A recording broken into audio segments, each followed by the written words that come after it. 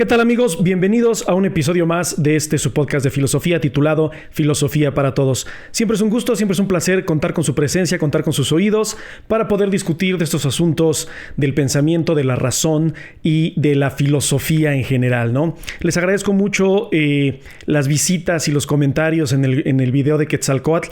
Sé que a lo mejor salió un poco de la dinámica común de la filosofía, pero bueno, les expliqué la razón de por qué hice ese podcast de esa historia tan maravillosa que es el mito de Quetzalcóatl, para tratar de estar en contacto con nuestras raíces y recordar que no nada más Europa, no nada más Oriente tiene cosas maravillosas en cuanto a pensamiento mitológico, en cuanto a leyendas, sino que también en nuestra tierra, en América, existe este contenido cosmogónico y cosmológico muy rico y muy interesante. Espero que les haya gustado, les agradezco los comentarios, les agradezco las vistas y pues bueno, vamos a continuar ahora ya con la filosofía post-aristotélica. Digo, no se llama tal cual filosofía post-aristotélica, pero pues bueno, recuerden que el parteaguas de la filosofía fue tanto Aristóteles como Platón.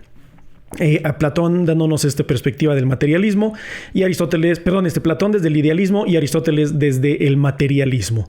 Y terminamos hablando de lo que era para Aristóteles la meta de la vida, la felicidad, lo que era la eudaimonía, lo que era el athanatissein, ser como los dioses, etc. Pues bueno, vamos a continuar ahora con filosofía que proviene de Aristóteles o proviene de la escuela griega aristotélica, pero que bueno, ya tuvo obviamente pensamiento propio y un desarrollo filosófico propio que ayudó a generar varias escuelas muy importantes también que provenían de la filosofía aristotélica. ¿De qué escuelas estoy hablando? Bueno, principalmente van a surgir dos escuelas que van a ser los estoicos y los epicúreos.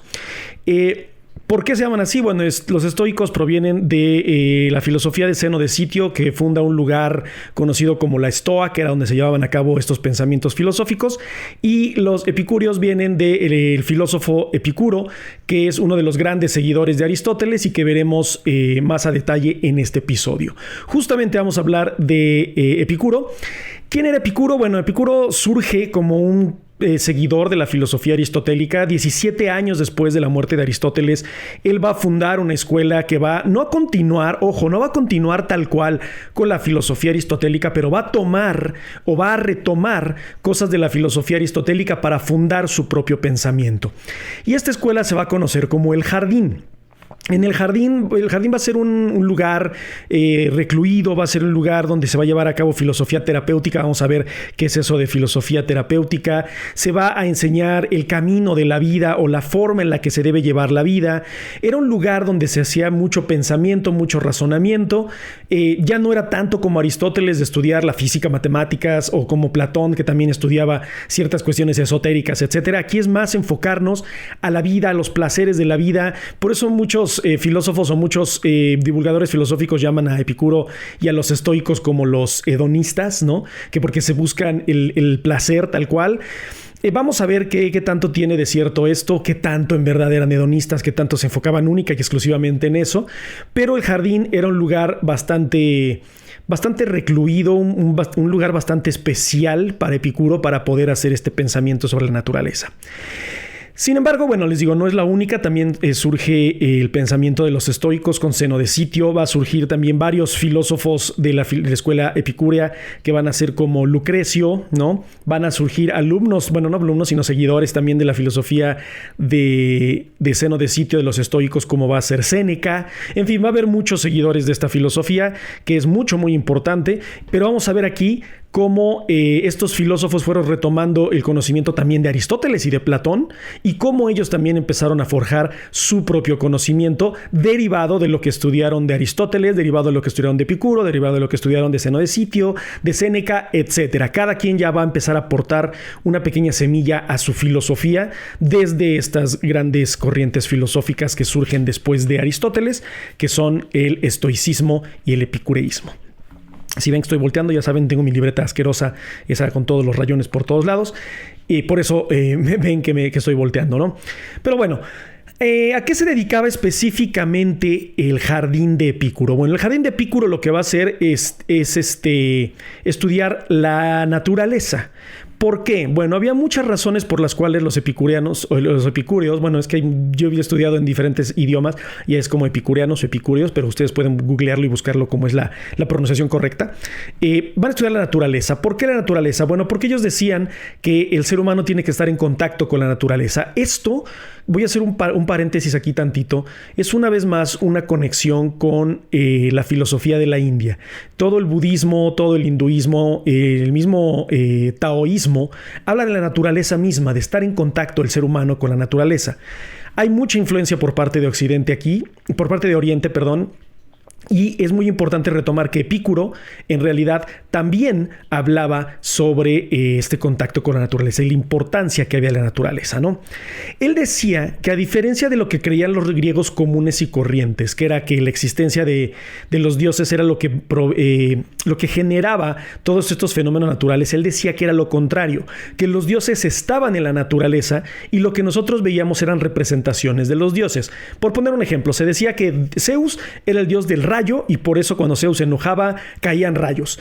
Se decía que Ares era el dios de la guerra y cuando Ares se enojaba pues entonces había conflictos. Aquí Epicuro lo va a tomar de una manera diferente. Él va a decir que en la naturaleza están los dioses y se representan los dioses en esa naturaleza. O sea, es decir, aquí no es de que si estaba enojado Zeus o si estaba enojado Ares o si estaba de buenas Poseidón.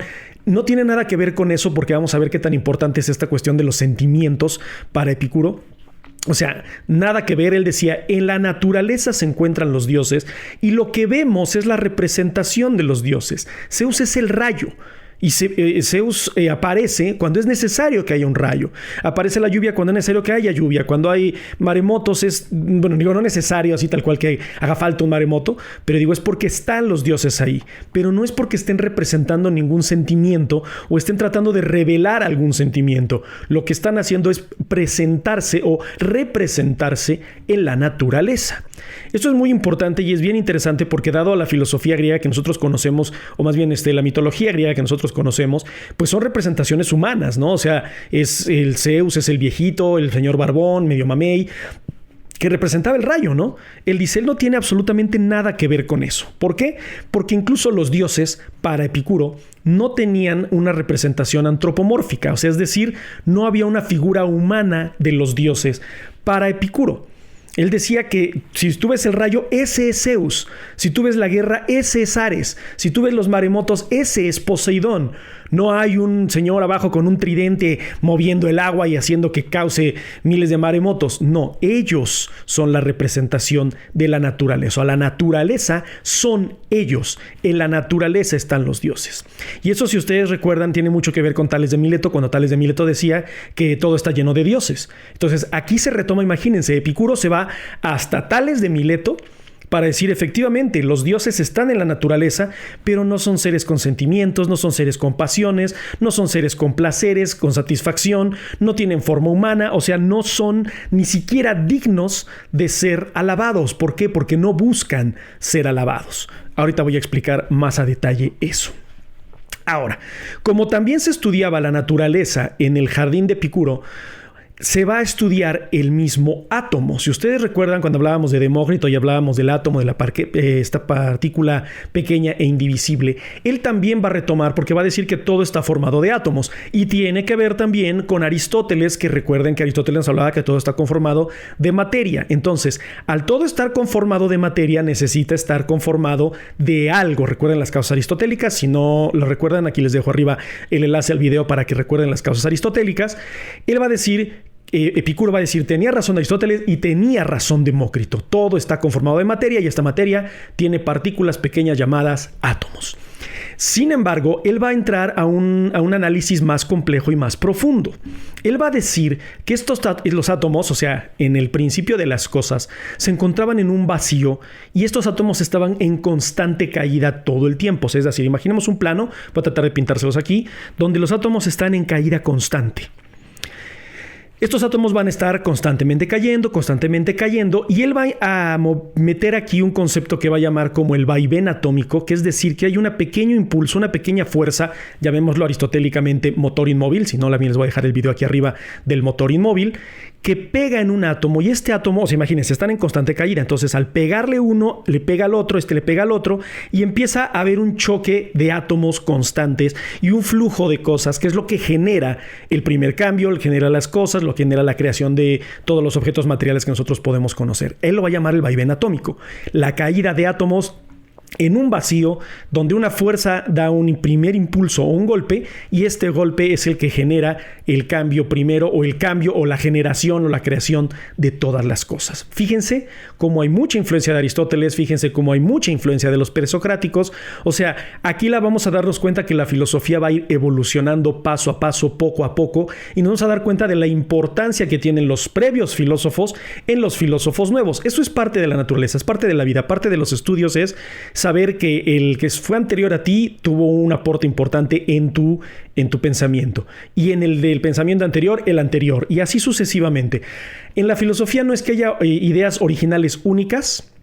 Siempre va a haber influencia de otros, o sea, también los mismos griegos tuvieron mucha influencia de los occidentales, siempre digo occidentales, de los orientales, o sea, es decir, de todo el continente asiático. Entonces siempre va a haber influencia. Nadie es aquí omnisapiente, aquí nadie es maravilloso y todos tienen ideas únicas. No, siempre existe la idea de la influencia, ¿no? Entonces es muy interesante cómo Epicuro nos explica en El Jardín que la naturaleza se forma bajo este vaivén atómico de esos átomos en caída constante que generan el primer cambio, que generan las cosas y que generan todo el mundo material, ¿ok? Ahora, fíjense, voy a darles una cita de Epicuro. Él decía, y cito: hay un número ilimitado de mundos. ¿Qué quiere decir aquí Epicuro cuando dice que hay un número ilimitado de mundos? Ya nos va a estar hablando de una cuestión de diferentes universos o de universos paralelos. En este vacío que están los átomos en constante caída y en constante choque, en este vaivén atómico, no solamente se va a generar un mundo, se van a generar miles.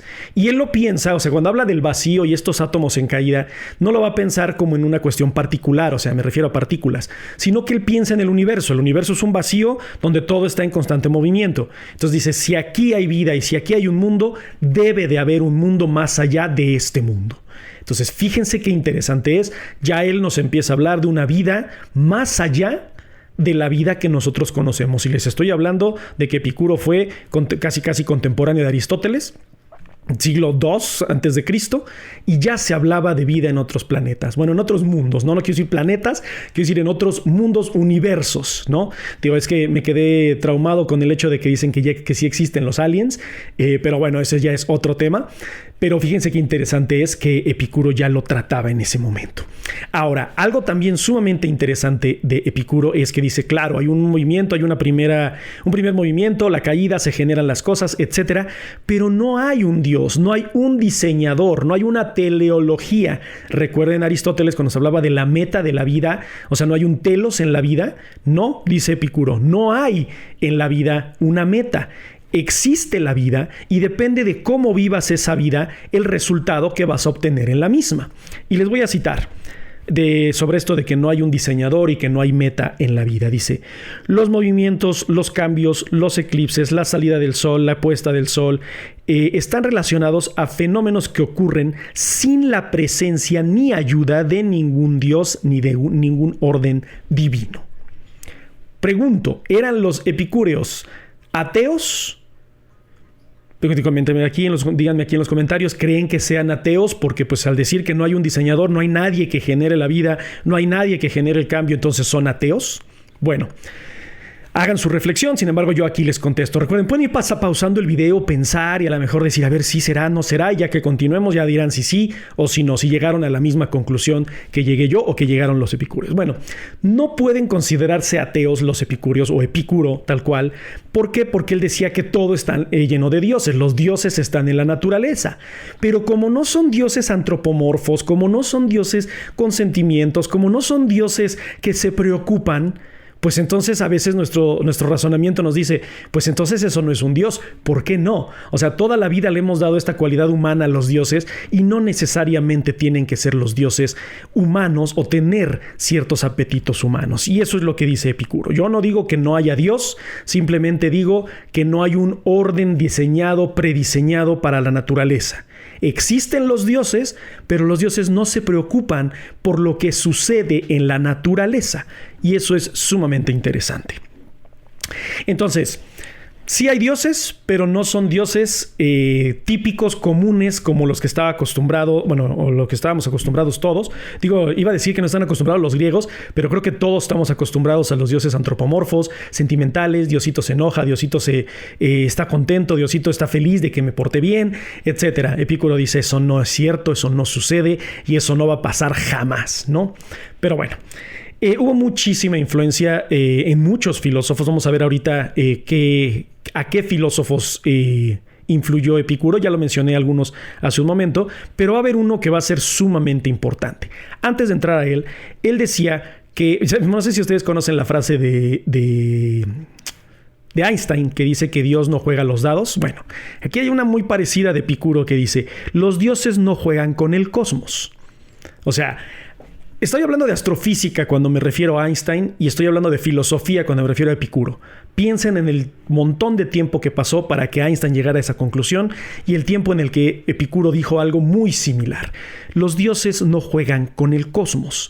¿Por qué? Porque los dioses no son humanos, los dioses no tienen apetitos, los dioses no tienen deseos y al no tener deseos no tienen este anhelo o esta capacidad de decir voy a hacer esto porque esto va a dañar a la naturaleza, voy a hacer esto porque esto va a beneficiar a la naturaleza. Eso no va a suceder, va a decir Epicuro. Entonces, él va a decir que debido a todo este caos con la naturaleza y el pensar en los dioses y el pensar en muchas cosas, lleva al ser humano a cierta frustración, cierto estrés. Y díganme si ustedes si no, o sea, todo aquello que no conocemos y todo aquello que nos causa confusión nos genera estrés, nos genera ciertos sentimientos, porque nosotros sí somos humanos. Es lo que va a decir Epicuro, o sea, nosotros sí somos humanos, nosotros sí tenemos esos sentimientos y por eso buscamos a veces esa explicación de decir, bueno, debe ser por Dios, porque estamos hechos a su imagen y semejanza según el cristianismo. Epicuro dice absolutamente nada que ver, porque los dioses no tienen cara, no tienen cuerpo, no tienen nada de lo que tenemos nosotros. Ellos simplemente son naturaleza y nosotros sí tenemos todo aquello que solemos atribuirle a los dioses. Entonces, debido a esto, nosotros tenemos 4 miedos principales.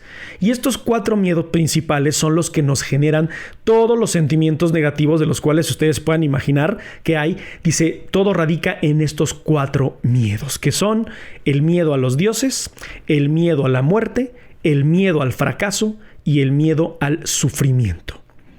Si quieren pueden pausar el video ahorita y pensar de verdad, a ver, si son muy católicos, no católicos, sino religiosos, piensen si de verdad le tienen miedo a Dios más que amor. O ambas, pueden tener ambas, ¿no? Porque de hecho una característica del cristianismo es que si eres temeroso de Dios, es que respetas a Dios, ¿no? Entonces es uno de los temores principales. Ahora pensemos en la antigua Grecia, donde si hacías enojar a Zeus, te daba un rayo y te mataba y te hacía pedazos, pues decías, claro que hay miedo a los dioses. Si yo no le sacrificaba una cabra a Poseidón, pues me moría, ¿no? Lo mismo si yo no le sacrificaba una cabra a Aegir, creo que se llamaba el dios de los nórdicos, pues también iba a haber un maremoto y íbamos a morir todos mis vikingos, ¿no? Entonces había un cierto temor a los dioses. Ahora, creo que el siguiente es uno de los temores que más todos sufrimos o padecemos, que es el miedo a la muerte. Yo creo que no existe aquí nadie que no le tenga miedo a la muerte. Puede haber ahí un millennial o centennial que diga, yo ya me quiero morir porque la vida es una porquería. Ajá, pero cuando ya estás cerca o ya la ves cerca, es muy diferente el pensamiento que tienes. Es de, no, a ver, espérame, no hablaba en serio, ¿no? O no era tan en serio el miedo a la muerte. Creo que es algo muy natural. Ya lo decía Heidegger, para allá, o sea, no lo decía así, pero para allá vamos todos. O sea, todos somos seres para la muerte. Estamos condenados a que lo que sea que vivamos en la vida, estamos destinados a morir. Entonces es muy común que pensemos que hay más allá, la muerte es dolorosa, la muerte es sufrimiento, a lo mejor ya no hay nada y no quisiera yo saber que ya no voy a dejar de existir y mi conciencia se va a perder en el espacio, en el universo o de plano se va a extinguir. Es un miedo muy común, el miedo a la muerte. Ahora, el miedo al fracaso, Todos en algún momento que nos hemos embarcado en algún anhelo, en algún deseo, en un sueño que tenemos, no sé, queremos entrar a una universidad en particular, queremos poner un negocio, queremos obtener un trabajo y nos da miedo la entrevista, nos da miedo la inversión, nos da miedo pensar en que no me van a aceptar en esa universidad. Pero no es el miedo a que no te acepten, no es el miedo a que la empresa fracase, sino que es el miedo a que tú fracases y que hayas invertido tiempo de tu vida en algo que pues tal vez a lo mejor no funcionaba, ¿no? Entonces creo que todos también en este mundo le tenemos miedo al fracaso. Y esto es bien interesante. El último miedo, que es el miedo al sufrimiento, se confunde mucho con el miedo al dolor.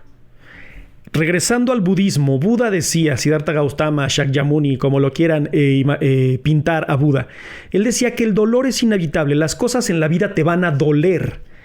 El sufrir, el elegir sufrir es cuestión de uno mismo.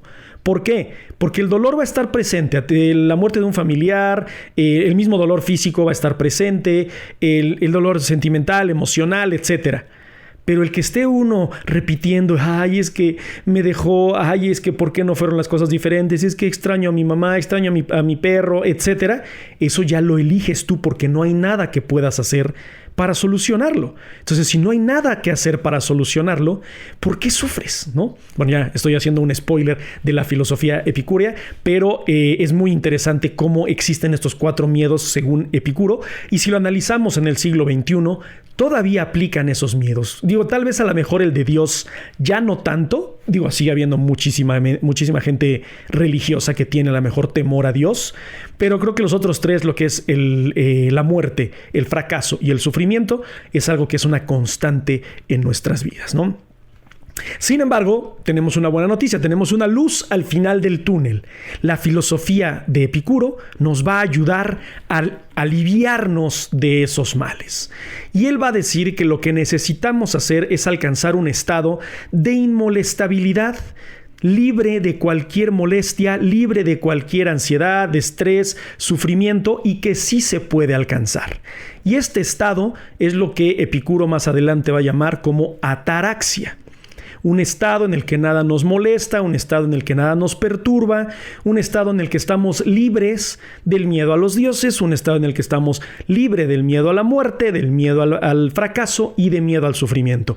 Y que cuando lo alcancemos, lograremos estar en un estado vamos a llamarlo budistamente, en un nirvana, ¿no? O sea, en un estado que nada nos cause dolor, que nos cause sufrimiento y nos sirva para estar constantemente en paz y con energía positiva. Esto es sumamente interesante. Les vuelvo a repetir lo que dije hace rato. En el jardín se practicaba la filosofía terapéutica, o sea, con el fin de terapearnos, ¿no? Y ayudarnos a que nuestro psique, nuestra razón, nuestra mente nos ayudase a estar en paz. Y esto se puede hacer. Y yo se los puedo decir porque Epicuro es también uno de mis filósofos favoritos y yo he dado la filosofía epicúrea mucho tiempo. He dado las cuatro terapias, por así decirlo, para liberarnos de estos 4 miedos. Y créanme que conforme pasa el tiempo y conforme lo practicas, lo haces una especie de mantra, sí te sirve, sí te ayuda. No es magia, no es como que lo lees y dices, ¡boom!, ¿no? O sea, no. Tienes que razonarlo, tienes que reflexionar y pensar todas estas soluciones que nos pintan los epicúreos para poder librarnos de estos males o de estos miedos de la humanidad. Va a surgir un alumno de Epicuro que se va a llamar Filodemo, y Filodemo va a crear algo que se conoce como el tetrafármacos. ¿Qué es el tetrafármacos? Tetra, 4 fármaco-medicina, o sea, las 4 medicinas, pero para curar el alma, no para curar el cuerpo. O sea, no va a ser así como tómate un paracetamol y listo. O sea, no. Aquí va a ser filosofía terapéutica para curar el alma de estos 4 miedos. Les voy a dejar las 4 medicinas o el tetrafármacos, y en el siguiente episodio vamos a analizar todos y cada uno de ellos.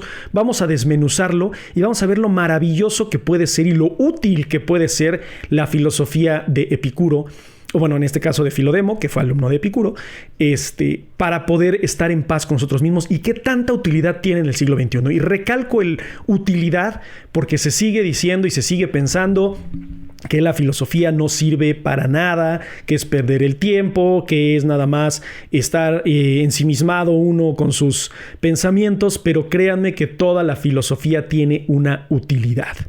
¿En qué consiste el tetrafármacos? Bueno, 4 puntos principales. No le temas a Dios, no te preocupes por la muerte, lo que es bueno es fácil de obtener y lo que es terrible es fácil de soportar.